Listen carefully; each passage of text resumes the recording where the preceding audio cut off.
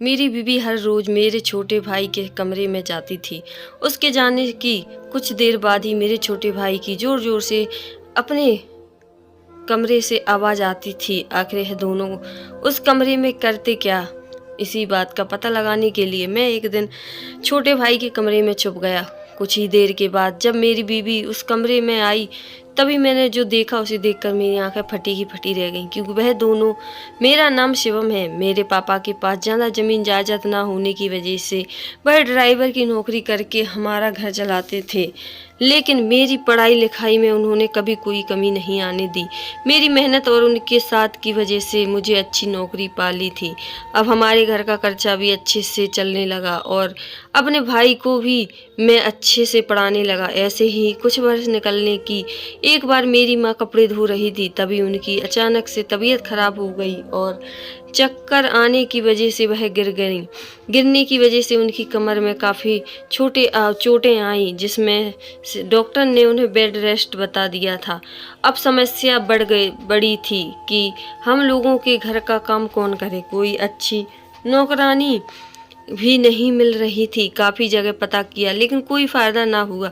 तभी हमारे पड़ोस के अंकल हमारे घर आए और उन्होंने कहा कि क्यों शिवम की शादी कर दें जाए। वैसे भी शिवम की शादी की उम्र हो गई है और इससे तुम्हारे घर में रौनक भी आ जाएगी, क्योंकि मेरी माँ की तबीयत खराब होने के बाद पूरा घर शांत सा लगता था। पिताजी ने भी हाँ बोल दी और अच्छे रिश्ते की तलाश में लग गए। तभी कुछ दिन बाद मेरे पिताजी के दोस्त हमारे घर पर आए। चाय नाश्ता करने के बाद उन्होंने मुझे अपने पास बुलाया और कहा कि हमारे शुभम के पास अब अच्छी नौकरी भी है और काफ़ी संस्कारी होने की वजह से इसका रिश्ता करवाने आया हूँ। मेरे साले की लड़की है, अभी एजुकेशन कंप्लीट होने वाली है, बहुत गुणवान लड़की है, इसलिए मैंने उसका रिश्ता शिवम के साथ करने की सोची है। अगर तुम लोगों को कोई एतराज़ ना हो तो मैं उन लोगों से बात कर लेता हूँ। मेरे पिताजी ने कहा कि तुम मेरे बचपन के दोस्त हो और तुम ही रिश्ता लेकर आए हो तो कोई बुराई नहीं हो सकती, इसलिए मेरे पापा ने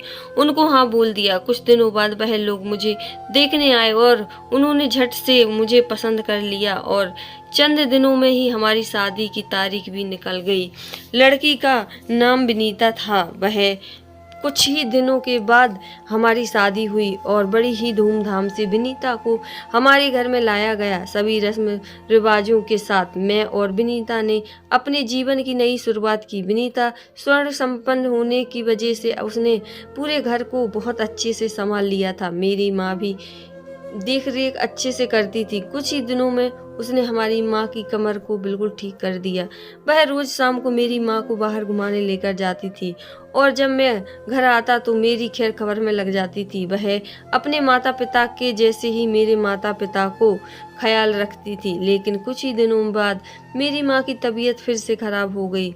डॉक्टर के पास ले जाया गया, लेकिन रास्ते में ही वह हम सबको छोड़कर चली गई। पूरा घर दुख में पड़ गया था, लेकिन जैसे ही हम लोगों ने खुद को संभाल लिया और फिर से जीवन की उथल पुथल में लग गए। कुछ ही दिनों बाद हमारे घर में कुछ रिश्तेदार आए। विनीता की बुआ और उनके जानकार थे। पड़ोसी गांव में उनकी कोई रिश्तेदार होने की वजह से वहाँ कोई फंक्शन में आए थे। इसी वजह से आते हुए हमसे मिलकर भी चले गए, इस सोचकर कि हमारे घर आ जाएं और हम लोगों के साथ एक रात रुकने का निर्णय कर लिया। ऐसे ही उन लोगों के साथ एंजॉय करते हुए और बातें करने में कब एक दिन का समय निकल गया कुछ पता ही नहीं लगा चला। दूसरे दिन वह लोग चले गए और मैं अपने ऑफिस के लिए निकल गया। ऐसे ही दिन निकलते गए, लेकिन कुछ दिनों बाद ऑफिस में मुझे चक्कर आने लगे और मैं खुद को संभाल भी नहीं पा रहा था। दवाइयाँ वगैरह लेने के बाद मुझे कुछ ठीक लगा, तब मैं घर आ गया। विनीता ने जल्दी आने का कारण पूछा तो मैंने कोई ना कोई बहाना बना लिया और कमरे में चला गया। मैं नहीं चाहता था कि विनीता को किसी भी तरह की कोई फिक्र हो। मैंने पहले तो नॉर्मल तबीयत हो समझ खराब जैसा सोच लिया, लेकिन मेरी तबीयत में कोई सुधार नहीं हुआ। डॉक्टर के पास चेकअप करवाया गया। चेकअप करवाने के बाद डॉक्टर की रिपोर्ट आई तो उसमें लिखा था कि मेरे दिल में एक छेद है। उसी समय विनीता भी मेरे साथ ही थी, क्योंकि जब मैं चेकअप करवाने आ रहा था तो वह जिद करके मेरे साथ आ गई थी। डॉक्टर ने दवाइयाँ शुरू कर दी और रोजाना लेने को कहा। मैं रोजाना दवाइयाँ के साथ साथ कुछ दिनों में डॉक्टर से चेकअप करवाने लगा। एक दिन विनीता के मायके से फोन आया कि विनीता की भतीजे हुआ है, इसलिए छोटा सा लेडीज फंक्शन रखा गया है। वह लोग विनीता को कुछ दिनों के लिए लेने आ रहे हैं। मैं तो हाँ बोल दिया, लेकिन विनीता ने जाने से मना कर दिया। उसने कहा कि वह मुझे अकेले छोड़कर नहीं जाएगी। मैंने विनीता को बहुत समझाने की कोशिश की, लेकिन विनीता ने मेरी एक ना सुनी, वहाँ पर नहीं गई। खैर, जैसे तैसे विनीता ने वहाँ उन लोगों को भी समझा दिया। कुछ दिनों बाद मुझे बहुत अजीब सा लगने लगा था। वह मेरे छोटे भाई अनिल के कमरे में जाती थी। जब मैं ऑफिस चला जाता या सो जाता था तब वह मेरे पीछे से उसके कमरे में जाती। जैसे ही विनीता को गए हुए कुछ देर होती तो जीत की जोर जोर से आवाज आनी शुरू हो जाती। मुझे कुछ भी समझ नहीं आ रहा था कि आखिर सब क्या हो रहा है। मैं भी विनीता से इस बारे में पूछने की कोशिश करता तो वह कोई ना कोई बहाना बनाकर बात को बदल देती, लेकिन मैं भी कहाँ मानने वाला था। मुझे तो सब पता लगाना था कि आखिर विनीता कर क्या रही है। कभी कभी तो मैं गुस्से में विनीता को फटकार भी लगा देता, लेकिन उसे कोई फर्क ना पड़ता था। अब तो यह रोज का काम हो गया था। मुझे खाना खिलाकर रोज रात को विनीता जीत के कमरे में जाने लगी, और दिन के समय भी जैसे ही मैं ऑफिस के लिए निकल जाता वह जीत के कमरे में चली जाती। कभी कभी मैं ऑफिस जाने के बहाने बाहर चला जाता, लेकिन कुछ ही क्षण बाद वापस लौट आता, यह देखने के लिए कि विनीता कहाँ पर है। लेकिन वापस आकर देखा तो विनीता जीत के कमरे में जा रही होती है या फिर आ रही होती थी। मुझे तो अब विनीता और जीत पर शक होने लगा था कि आखिर इन दोनों के बीच में हो क्या रहा है। आखिर विनीता मेरी बीवी थी, उसे पूरा था मुझे सब कुछ बताने का, और मुझे पूरा हक था कि विनीता जो भी कुछ भी कर रही है उसे चीज का मुझे पता हो। लेकिन मुझे विनीता इस लायक भी नहीं समझती थी, और वह खैर ऐसे ही कुछ दिन निकले। मेरा शक तो चरम सीमा पर पहुंच गया था। विनीता का स्वभाव भी बदलने लगा था। जब भी मैं विनीता से इसके बारे में पूछता था तो पहले तो वह बात बदलती थी, लेकिन इन दिनों चिड़चिड़ी होती जा रही। जब भी मैं इस बारे में बात करता विनीता मुझ पर ही गुस्सा करने लगती। वह कहती है कि आपको इसके अलावा कुछ आता ही नहीं है। नहीं, उसकी इस तरह की बातों से मुझे विश्वास नहीं हो रहा था, क्योंकि विनीता कभी भी ऐसी बातें नहीं करती थी। इतनी समझदार लड़की अब गुस्से वाली हो गई थी। मैंने विनीता के पिताजी से बात की विनीता के स्वभाव के बारे में, तो उन्होंने विनीता को बात करने के लिए बोल दिया और कहा कि हम उसे समझाएंगे। लेकिन मैंने उन्हें पूरी बात नहीं बताई, क्योंकि आखिर हमारे घर का मैटर था। मैं उन्हें कैसे बोल सकता था कि विनीता तो।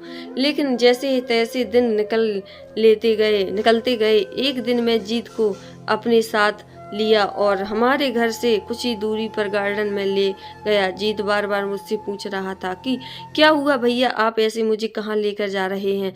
तभी मैंने गुस्से भरी निगाहों से जीत की तरफ देखते हुए कहा कि आखिर चल क्या रहा है तुम्हारा विनीता के साथ। तभी जीत ने कहा कि यह क्या बोल रहे हो आप, वह मेरी भाभी है और भाभी माँ समान होती है। मुझे उनकी इन मीठी मीठी बातों पर जरा भी विश्वास नहीं हो रहा था, क्योंकि मुझे पता था कि कुछ तो इन दोनों के बीच में है। जीत की तरफ भूलते हुए कहा कि देखो जीत, चुपचाप साफ साफ बता दो कि विनीता तुम्हारे कमरे में क्या करने आती है। विनीता ने कहा कि नहीं भैया, भाभी तो मेरे कमरे में आती ही नहीं। उसने सरेआम झूठ बोल दिया। अब तो मेरा गुस्सा शांत और आसमान पर पहुंच चुका था और खींच के एक तमाचा जीत के गाल पर जड़ दिया। अपने जवान भाई पर इस तरह हाथ उठाना मुझे बिल्कुल शोभा नहीं दे रहा था, लेकिन आखिर मैं करता भी क्या। जीत झूठ पर झूठ बोले जा रहा था, जो मेरे बर्दाश्त के बिल्कुल बाहर था। तभी चिल्लाने की आवाज़ से मुझे खांसी होने लगी। जीत दौड़ कर गया और वही पानी ले आया और मुझे पिलाया। मुझे उसकी यह फिक्र करना बिल्कुल झूठ लग रहा था, मानो मुझे जीत ने घिन आ रही हो। मैं उसे वहीं छोड़कर आ गया। आज मैंने सुबह सुबह सोचा कि सब कुछ पिताजी को बता दूं, लेकिन फिर मैंने कदम वहीं रोक गए कि उन्हें दुखी करना ठीक नहीं। अब मैं ज़्यादा समय घर से बाहर बिताने लगा, क्योंकि जब भी घर में उन दोनों को देखा तो मेरा खून खौल उठता था। एक दिन मैंने अपने दोस्त नीरज को इस बारे में बताया। नीरज हमेशा से मेरी हर दिक्कत को मदद करता आया था। नीरज ने कहा कि बात तो गंभीर है, लेकिन जीत को इतना सीधा सा है और धार्मिक ख्यालात वाला भी है, फिर वह ऐसे कैसे कर सकता है। मैंने नीरज से कहा कि जरूरी उन दोनों के बीच कुछ संबंध है, जिसकी वजह से विनीता मुझे रूखी रूखी रहती है और जीत के पास जाता रहती है। नीरज ने कहा कि क्यों ना तुम उन दोनों पर नजर रखो, अपने आप सच सामने आ जाएगा। मैंने कहा ठीक है, कुछ ऐसा करूंगा। एक दिन मैंने सोचा कि क्यों ना उनके कमरे में छुपकर देखूं आखिर इन दोनों के बीच हो क्या रहा है। इसी प्लान को बनाते हुए मैं जीत के कमरे में गया, वहीं बने एक कोने में छुप गया। कुछ देर बाद विनीता कमरे में आई। उसके हाथ में एक तेल की कटोरी और कुछ मेडिसिन थी। मैं देखकर चौंक गया कि इन दवाइयों और तेल का विनीता आखिर क्या करेगी। कुछ देर बाद देखा कि जीत अपने कपड़े उतार रहा था। उसने अपनी शर्ट उतारी और मैंने देखा कि उसके पूरे शरीर पर घाव थे। विनीता ने उस तेल से हल्दी और पाउडर मिलाया, दवाइयाँ के साथ उसका एक लेपन बनाया और जीत के घाव पर लगाने लगी। साथ ही उसके पैरों की मालिश करने लगी। मुझे कुछ समझ नहीं आ रहा था कि आखिर यह सब हो क्या रहा है।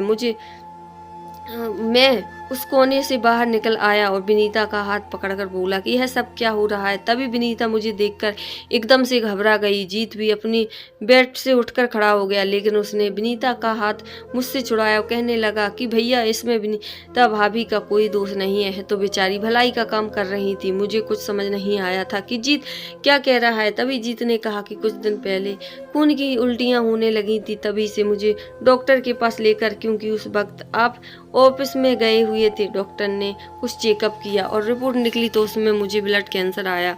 डॉक्टर ने कहा कि यह बहुत गंभीर बीमारी है, इसलिए तुम्हें इलाज करवाना होगा। लेकिन भाभी ने मुझसे कहा कि जीत, अब हम इस बारे में भैया को नहीं बताएंगे, क्योंकि भैया के दिल में छेद है। डॉक्टर ने मना किया है कि भैया को किसी तरह का कोई स्ट्रेस नहीं देना। इसी वजह से और भाभी ने आपसे ही बात छुपाई कि मुझे ब्लड कैंसर है और इस बीमारी के चलते पूरे शरीर में दर्द रहता है और घाव हो गए हैं। इसी तरह भाभी रोज रात को एक और दिन में आपकी चले जाने के बाद मेरे पूरे शरीर पर मालिश करती, ताकि मेरे दर्द को कुछ आराम मिले, और मेरे घाव पर मलहम लगाती ताकि यह घाव भर जाए। और वह यह नहीं चाहती थी कि आपको इस बारे में पता चले, क्योंकि इस बारे में अगर आपको पता चल जाता तो आप और परेशान हो जाते। आपको बिल्कुल भी परेशानी नहीं देनी थी। इस वजह से भाभी ने आपको बिना कहे चुपके से मेरा इलाज शुरू कर दिया। विनीता ने कहा कि यह भी तो मेरे बेटे जैसा है, और मेरे खुद के बेटे के साथ ऐसा होता तो यह सब करती ना। जीत भी मेरे बेटे के समान है, इसलिए मैंने उसका इलाज करना शुरू किया। बस इसलिए मैं चुपके से आई थी। और रही बात मेरे गुस्से की, तो मैं तुम पर गुस्सा दिल से नहीं बल्कि जानबूझकर किया था कि मेरे गुस्से की वजह से तुम मुझसे बार बार वह सवाल ना करो, क्योंकि मुझे बिल्कुल अच्छा नहीं लगता था तुम्हें बार बार झूठ बोलना। इसलिए मैं गुस्सा करना शुरू कर दिया था। अब मेरा सारा बहन निकल चुका था। मैंने विनीता का हाथ पकड़ा और उससे माफ़ी मांगना शुरू कर दिया। अब मेरी आंखों में आंसू थे और जिससे भी हाथ जोड़कर माफ़ी मांगना शुरू कर दिया।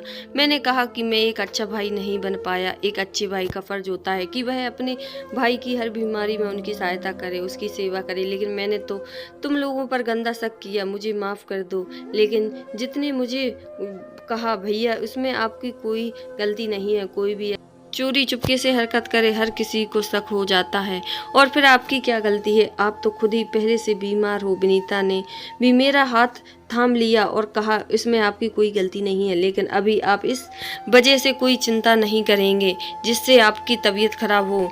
मैंने ही वही मन में बहुत खुशी हो रही थी कि पता नहीं ऐसे कौन से पुण्य किए थे जो मुझे इतनी अच्छी बीवी मिली, जिसको मेरी और मेरे भाई की इतनी फिक्र है। भला आज के ज़माने में कोई इतनी अच्छी कैसे हो सकता है, जिसको अपने से ज़्यादा दूसरों की परवाह हो। लेकिन वह थी मेरी विनीता। मेरी विनीता सबसे बेहतर थी और सबसे अच्छी थी। हे भगवान को धन्यवाद कर रहा था कि इतनी अच्छी बीवी देने के लिए। अब मेरे मन में खुशी के साथ साथ थोड़ी शर्मिंदगी भी थी कि मैं अपनी देवी जैसी बीवी पर इतना शक किया और अपने भाई पर ऐसा गंदा इल्ज़ाम लगाया कि वह मेरी बीवी के साथ कुछ करता है। मैं बार बार खुद को कोस रहा था कि वह अपने बीमार भाई पर हाथ उठा दिया और वह भी उसे समय जब उसे इतनी बड़ी बीमारी थी। मैंने एक बार भी नहीं सोचा कि जब तक पूरा सच्चाई ना जान लूं तब तक ऐसे इल्ज़ाम लगाना ठीक नहीं है। हमारी बातें सुनकर पिताजी भी कमरे में आ गए और कहने लगे कि क्या हुआ बच्चों, इतना शोर कैसे हो रहा है। मैं तो शर्म के मारे कुछ भी नहीं बोल पाया, लेकिन विनीता ने उन्हें सब बात बताई। पिताजी ने मेरे सर पर हाथ रखते हुए कहा, बेटा जीवन में एक बात हमेशा याद रखना, शक हमेशा रिश्ते खराब करता है। शक करने से तो बेहतर है कि अपनी बात बोलकर आसान का दूर कर ले, सारी गलतफहमी दूर कर ले। पिताजी की बात समझ में आ गई थी, लेकिन अब अफसोस करने के अलावा मेरे पास बचा ही क्या था। खैर, मैं अपनी गलती को सुधारते हुए मन में ठान लिया कि चाहे कुछ भी हो जाए, मैं जीत की इस बीमारी को जड़ से ख़त्म करके ही दम लूँगा और हमेशा अपने बेटे जैसा ही रखूँगा। जब मैं यह बात विनीता से कही तो वह भी मेरा पूरा साथ देने के लिए तैयार हो गई। कहानी पसंद आए तो चैनल को लाइक, शेयर, सब्सक्राइब करना। हर हर महादेव।